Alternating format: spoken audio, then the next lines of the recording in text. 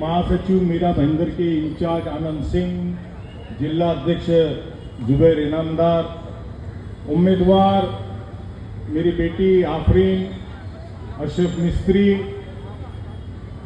रुबीना शेख, रफीक पठान, जय ठाकुर, सना देशमुख, सुनील चौधरी, रुबीना अनवर खान, उसी तरह प्रभाग 17 के 19 के अनिल सावंत, टेरेन मेंडोंसा, रुबीना फिरोज, आयरिन पॉल, 17 नंबर के अरुणा चक्रे, करुणा, नारायण नंबियार, 20 नंबर के यशपाल सुरेखा, 21 नंबर से प्रमोद सावंत, रूपा पिंटो, अजय राजपूत, हेमांगी पाटिल, डायस में मौजूद मेरी मम्मी, तमाम कांग्रेस के अहदेदारान, सीनियर कांग्रेस वर्कर्स, सम्मान्य व्यासपीठ, मौजूद तमाम मेरे मोहतरम बुजुर्गों, दोस्तों, पत्रकार दोस्तों, मीरा भाईंदर महापालिका का चुनाव आने वाले 15 जनवरी को होने जा रहा है। आप सभी लोगों को हाथ के इस चिन्ह पे बटन दबाकर हाथ का सिंबल याद रखिएगा। 4-4 का पैनल है, 4 बार आपको बटन दबाना है और हाथ का ये सिंबल आप ध्यान रखिएगा। और इस सिंबल पे बटन दबा के जिस तरह से आप लोग इतने सालों से कांग्रेस के लोगों को चुन करके आए हैं, एक बार फिर आपको कांग्रेस के लोगों को चुन के देना है।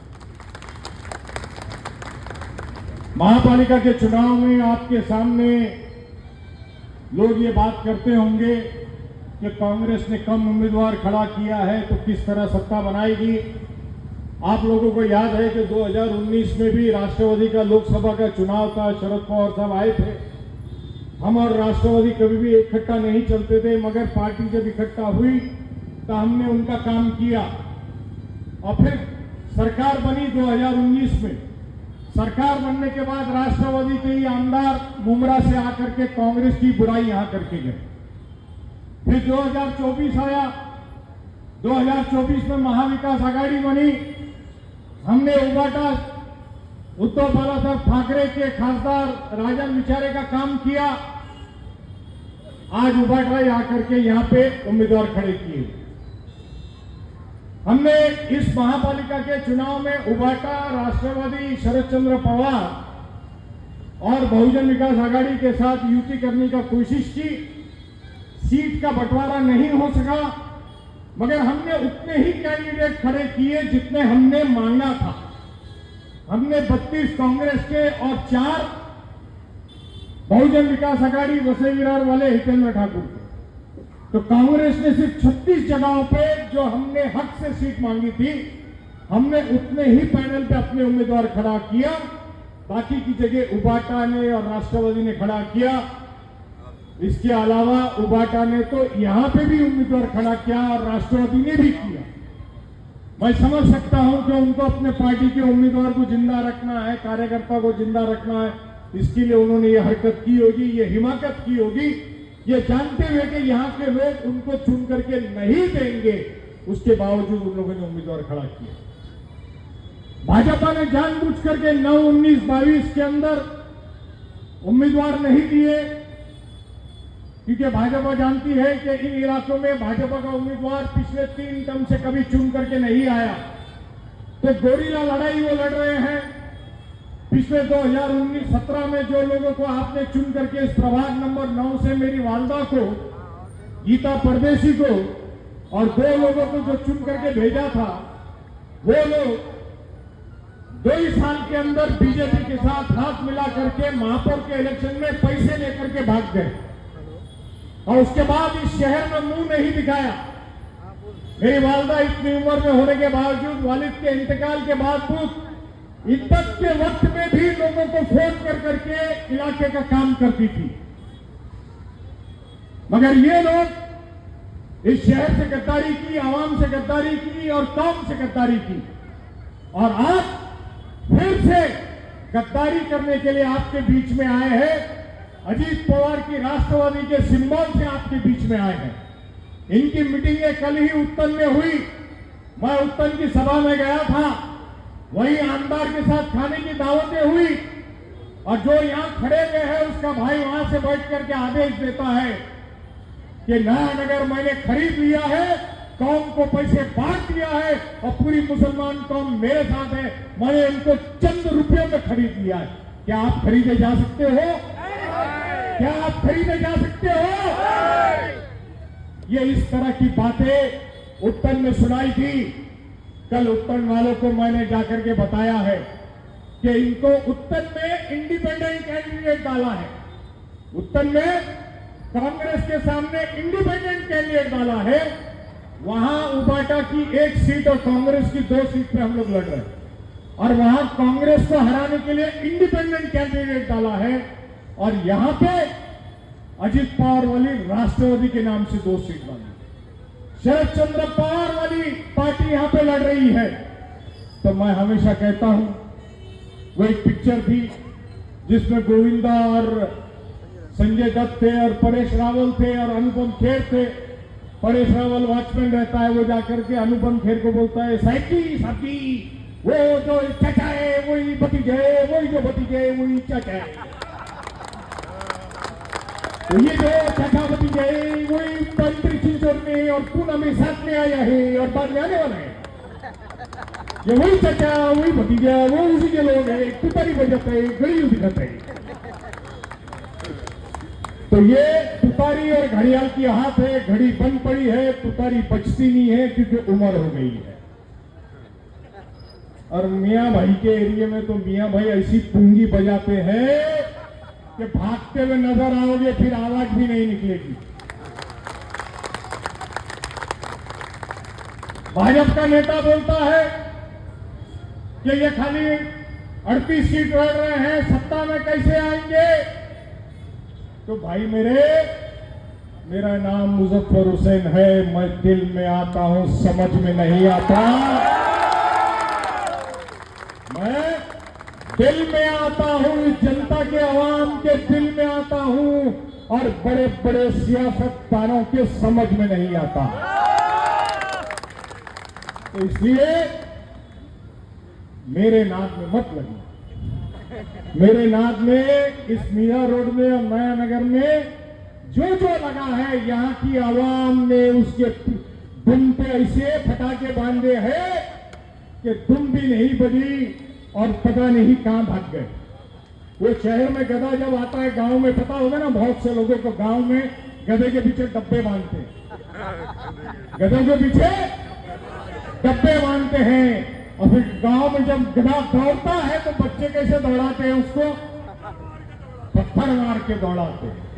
तो आपको उनको पत्थर नहीं मारना है, आपको हमको मशीन पे बटन दबाना है, बटन, हाथ के पंजे का बटन दबाना है और इनको इनकी जगह दिखानी है। अरे ये शहर का मुस्तकबिल मेरे वालिद ने तय किया था 1960 में, तब ये तो पैदा भी नहीं हुए थे। इनकी पैदाइश ही 70 के बाद की है, इनको तो पता ही नहीं था। ये तो वीडियो की दुकान चलाते थे भयंकर बीपी रोड पे, बीजेपी वाले, मालूम है ना आपको? बीपी रोड पे वीडियो की दुकान चलाते थे। बीपी रोड पे, समझ लो मैं क्या कह रहा हूं, बीपी रोड पे वीडियो की दुकान चलाते थे और 2007 तक के हमारे पीछे घूमते थे, हमारा इंतजार करते रहते थे कि साहब मेरे गणपति में आइए, मेरे गणपति में आइए। तो मुजफ्फर हुसैन और हमारे वालिद ने हमको एक बात सिखाई थी, ये हिंदुस्तान है और यहाँ पे हिंदू मुसलमान इकट्ठा रहे हैं, पले हैं, बड़े हुए हैं और दुनिया की कोई ताकत इनको जुदा नहीं कर सकती। सियासत होते रहेगी, वक्त आता रहेगा, जाता रहेगा और इसीलिए 79 में मेरे वालिद साहब ने गुलाम महमूद बनातवाला और भाई ठाकरे को इस शहर में ला करके नया नगर की एक संघीय बुनियाद रखी थी। नया नगर के नाके पे वो जो पत्थर आपको मार्बल का नजर आता है, जो मेरे वालिद साहब के इंतकाल के बाद में मैंने जुबेर को कहा ये पत्थर मेरे वालिद साहब के घर में पड़ा, इसे नया नगर के एंट्रेंस पे लगाइए। कितने लोगों ने देखा है? हाथ उठाइए। आप सब ने देखा उस पत्थर, वो ओरिजिनल पत्थर है, वो ओरिजिनल पत्थर है जो भाई ठाकरे साहब के हाथों से, बनात वाले साहब के हाथों से इफ्तिताह की गई थी। वो मेरे वालिद साहब की दूरअंदेशी थी कि आने वाला वक्त इस दुनिया में, इस मुल्क में कैसा होगा कि हिंदू और मुसलमानों को बांट देने की सियासत करी जाएगी। तब ये मील का पत्थर कहते हैं ना, मील का पत्थर, ये लोगों को याद दिलाएगा कि ये एकजहती की निशानी है, ये हिंदू और मुसलमानों की एकजहती की निशानी है नया नगर। आप लोग को याद होगा कि पिछले 2-4-6 महीनों में ही, पिछले साल भी जब जोधपुर भी हादसा हुआ था, उसके बाद से लगातार नीतीश राणे आ रहे थे। कहीं पे रिक्शा की मारामारी हो गई तो भी नया नगर, कहीं पे कुछ और हुआ तो भी नया नगर। तब मैंने नीतीश राणे को जवाब दिया था कि भाई मेरे, 1979 में हिंदू हृदय सम्राट बाला साहब ठाकरे ने इस नया नगर की संगे बुनियाद रखी है। उसने कहा कि नया नगर में शरीयत का कायदा चलता है। मैंने उससे कहा कि मंत्री आप है, बीजेपी सेना की सरकार है, और अगर नया नगर में शरीयत का कायदा चलता है तो फेलियर सरकार की है, आपकी है, हमारी नहीं है। इसलिए अपने आप को सुधारो, अपनी सरकार को सुधारो।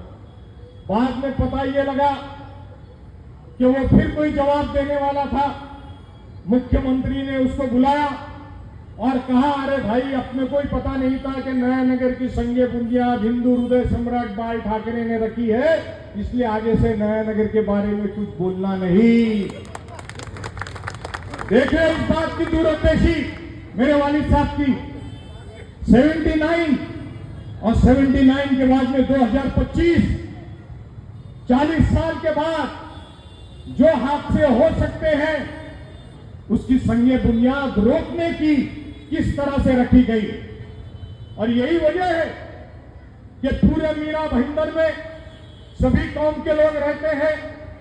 शांति नगर हो, शांति पार्क हो, माशरा का पाड़ा हो, जीसीसी क्लब हो, भाईंदर ईस्ट हो, वेस्ट हो, उत्तन हो, राय हो, मोरवा हो, मुर्दा हो, सभी जगहों पे सभी मुल्क के सभी लोग रहते हैं, सभी समाज के लोग रहते हैं। क्योंकि हिंदुस्तान में कोई भी समाज किसी भी शहर में आ सकता है, जा सकता है। इसकी संगे बुनियाद, इसकी हुकूक अधिकार आपको घटना ने दी, आयन ने दी, कॉन्स्टिट्यूशन ने दी, डॉक्टर बाबा साहब अंबेडकर ने दी। इस मुल्क की कॉन्स्टिट्यूशन बनाने का काम पंडित जवाहरलाल नेहरू, सरदार पटेल, डॉक्टर बाबा साहब अंबेडकर जैसे लोगों ने करी। उन्होंने इस देश को इकट्ठा, एकजुट बांध करके रखने का काम किया। पिछले कई सालों से, कुछ सालों से, 2012 से इस मुल्क को बांट देने की साजिश चल रही है।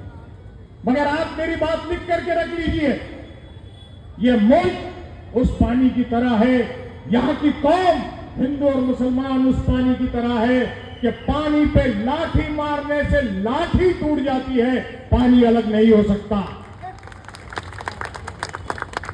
इस मुल्क का हिंदू सेक्युलर है, इस मुल्क का इस्लाम का मानने वाला मुसलमान सेक्युलर है।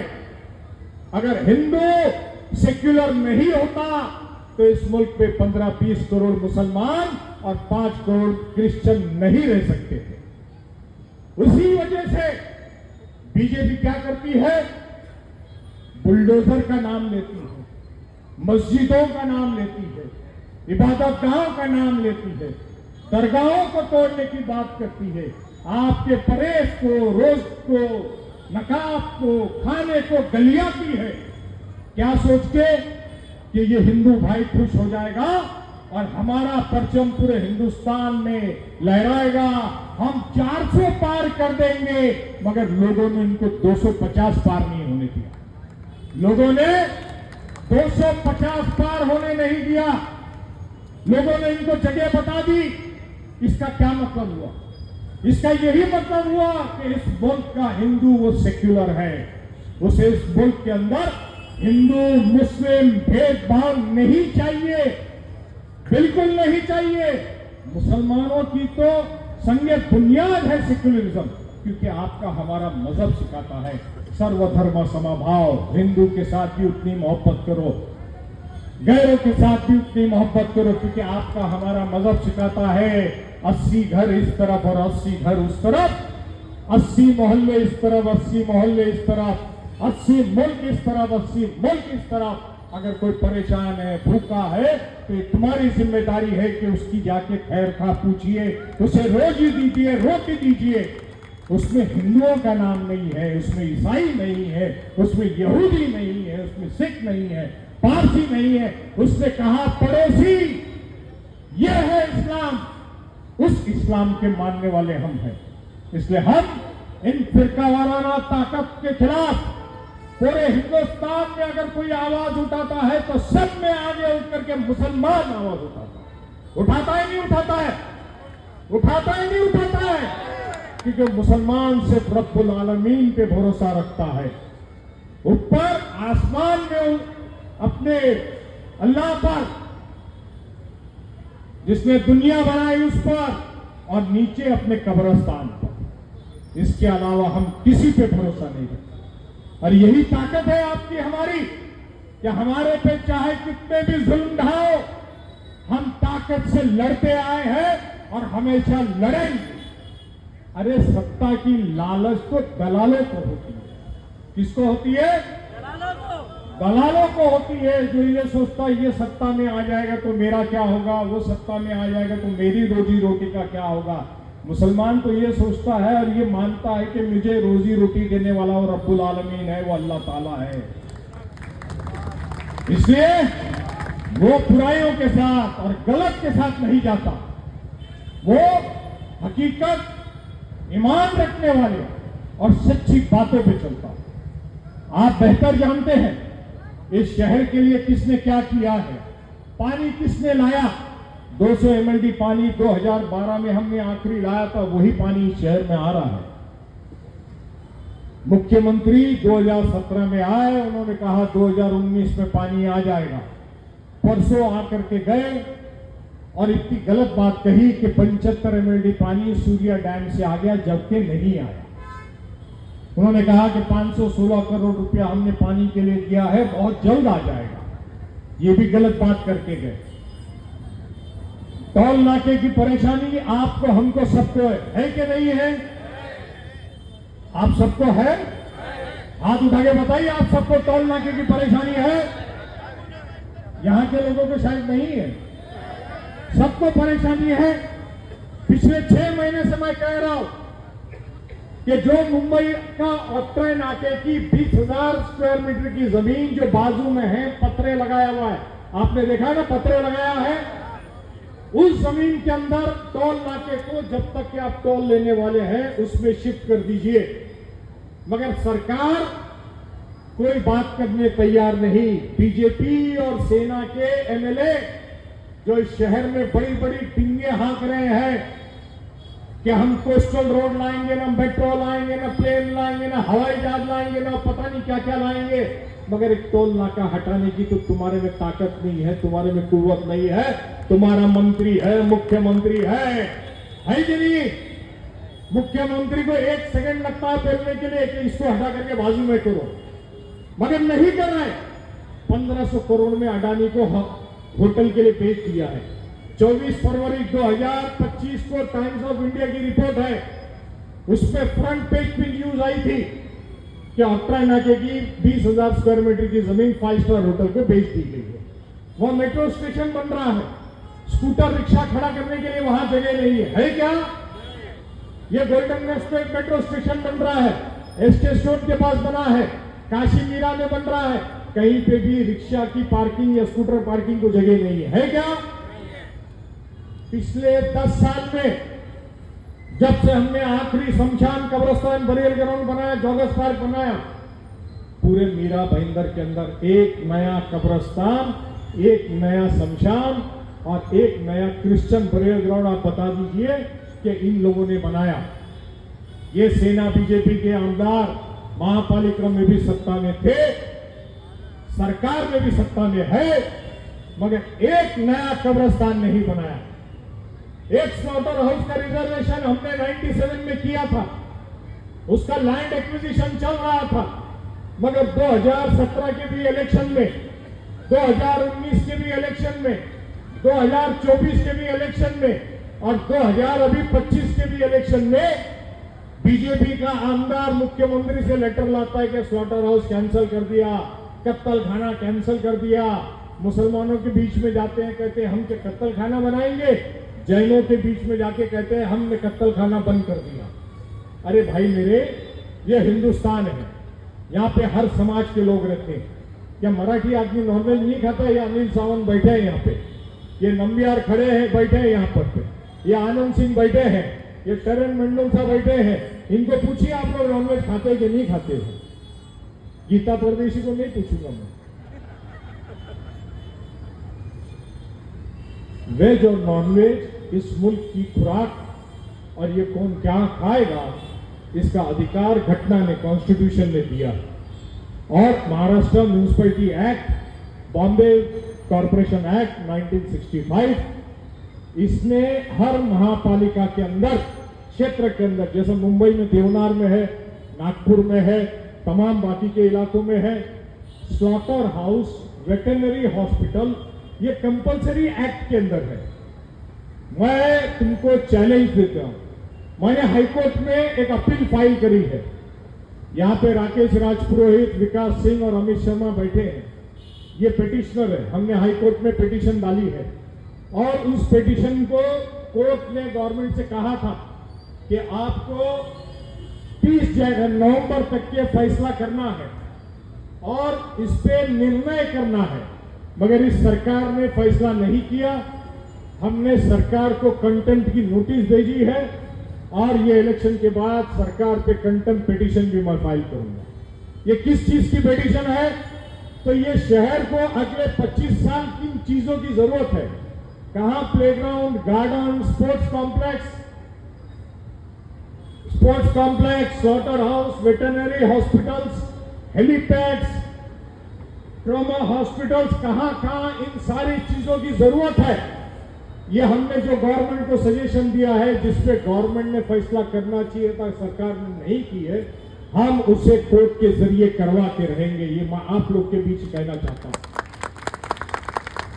जो 97 में प्लान हमने बनाया था, 10 साल ये कॉर्पोरेशन में, अब 10 साल राज्य सरकार में है, इन्होंने 385 आरक्षण, रिजर्वेशन, जिसमें garden, playground, market, fish market, vegetable market, आपके मेडकिया ग्राउंड के पास में एक मार्केट का हमने रिजर्वेशन करवाया था। वो पिछले 10 साल में बीजेपी सेना वालों ने कैंसिल कर दिया। हमने फिर से पूरे शहर में vegetable market, fish market, mutton market, green houses, इसके लिए हमने पिटीशन डाला है और वो हम करवा के रहेंगे। उसके लिए हम सत्ता में आए या नहीं आए ये महत्व का नहीं है, मगर इस महापालिका की सत्ता कांग्रेस के बगैर नहीं बनेगी और कांग्रेस ही डिसाइडिंग फैक्टर होगी। ये मैं आपसे कहना चाहता हूं। ये जो लोग आपको आकर के कहते होंगे कि कैसे सत्ता बनाएंगे, अरे हम वो खाने के नमक है जिसके नमक के बगैर खाना लजीज नहीं बन सकता। आप खाना खाते हो कि नमक के बगैर? नमक के बगैर आप खाना खाते हो? हाथ उठा के बताओ कितने लोग खाते हैं। और हम वो शक्कर है जो मिठाई के, हमारी मिठास के बगैर मीठा भी नहीं बन सकता, न खारा बन सकता है, न मीठा बन सकता है। हम वो हस्ती है। हम क्या है? ब्रांड है, ब्रांड। हम ब्रांड है, ब्रांड। वो पुष्पा में बोल रहा, पुष्पा पुष्पा पुष्पाराज, वैसा हमारा हाथ का पंजा का राज है। हम क्या है? ब्रांड है। सब लोग हाथ मारे आजा दीजिए। हम क्या है? ब्रांड है। वो और एक कहावत है ना, अपने शाहरुख खान की कौन सी पिक्चर में उसने बोलता है ना, वो बेटे को हाथ लगाने से पहले बाप को पूछना पड़ेगा।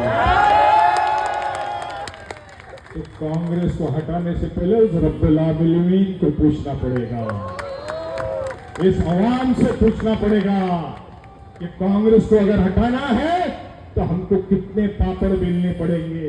चाहे तुतारी आ जाए, चाहे घड़ियाल आ जाए, चाहे यहाँ इस इलाके में मशाल आ जाए, चाहे ये कोई पतंग उड़ा रहा है उसकी डोर बीजेपी के हाथ है, मगर पतंग की कन्नी कैसे काटनी है ये हमको पता है, क्योंकि हाथ तो हमारे पास है, ब्रांड तो हम है, पूरे मीरा भाईंदर में ब्रांड है हम, नया नगर में नहीं।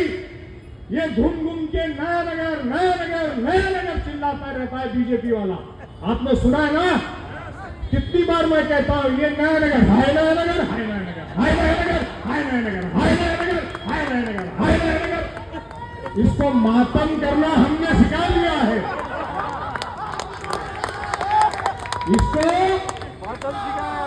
इसको मातम करना नया नगर वालों ने सिखा दिया है कि तुम्हारे को नया नगर का नाम दिए बगैर हिंदू भी वोट नहीं देता,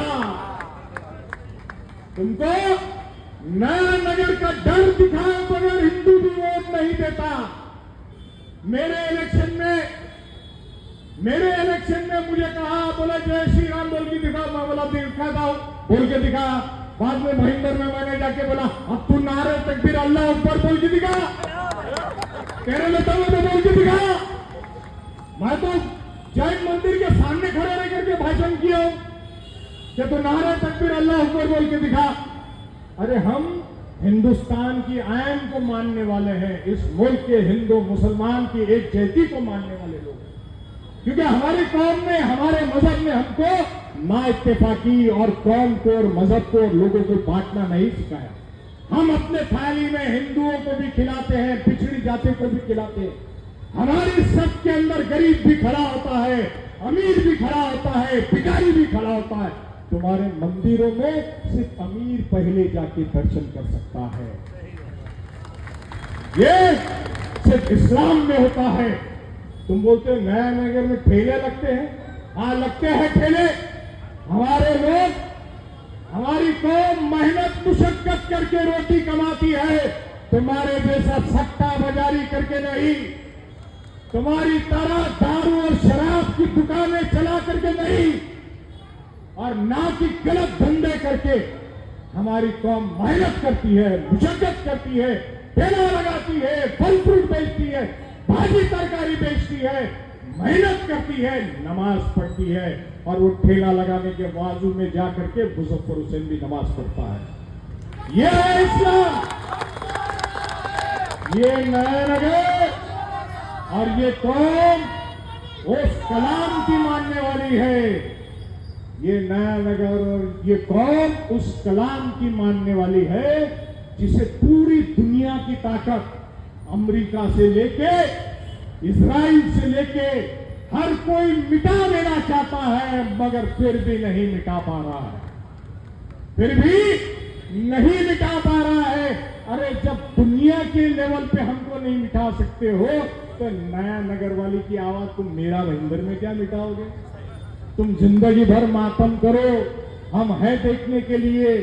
हमारी तो बाइक वाले बच्चे तो भाईंदर वेश में घूम के आ जाते तो तुम्हारी फट जाती है।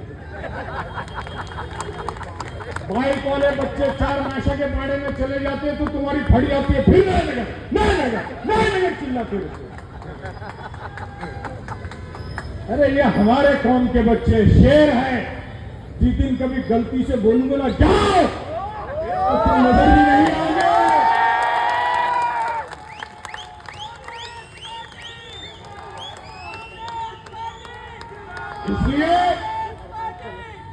इसलिए उतना ही छेड़ो, इसलिए उतना ही छेड़ो जितना हम बर्दाश्त करते हैं। कभी खुदा ना करे कि माता माँ जी, हाँ मुजफ्फर हुसैन वैसा भी कर सकता है। अगर एक नाके पे जाके निहत्ता खड़े हो सकता है तो वक्त आने पर अत्ता माँ जी सटकली भी दिखा सकता है। इसलिए छेड़ो मत, सियासत करना है तो करो, हमारे पीठ के पीछे वार करना चाहते हो कर लो, हमारे कौम के लोगों को वर्गलाना चाहते हो, हराम के पैसे इस कौम में बांटना चाहते हो तो बांटो। मैं लोगों से कहना चाहता हूं जिस सोसाइटी में आ रहे हैं, हराम का पैसा लिया है महापौर के इलेक्शन में, अपनी जमीनें फुटपाथ, कंपाउंड, गटर, क्योंकि उस पैसे से गटर ही बनवा लेना, उस पैसे से सिर्फ गटर बनाना, मकान को कलर मत कराना, क्योंकि हराम का पैसा है। हराम के पैसे से कलर कराओगे तो खून नजर आएगा, तो गटर का पैसा गटर में जाएगा, वो बेहतर होगा। इसलिए जो लोग आ रहे हैं, जो बांट रहे हैं, वो समझ लेना हराम की कमाई है, बांट रहे हैं। हम आपके लिए अपना खून दे सकते हैं, हराम की कमाई नहीं दे सकते। हम आपके लिए अपना खून बहा सकते हैं और वक्त आने पर इंशाअल्लाह ताला एक बार वो भी करके दिखाएंगे। आज हमारे बीच में प्रभाग नंबर 19 से एक अपक्ष उम्मीदवार खड़े थे, अनिल सावंत के सामने। क्या नाम बेटा आपका? मोहम्मद साद अमान खान, यहाँ आइए। अनिल सावंत आइए।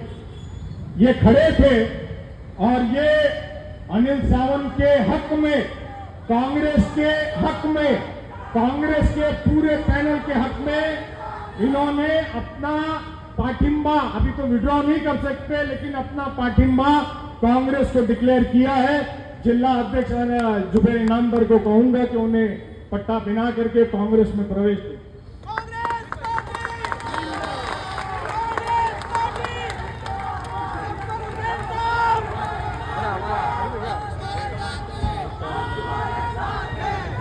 15 जनवरी को ये बात करके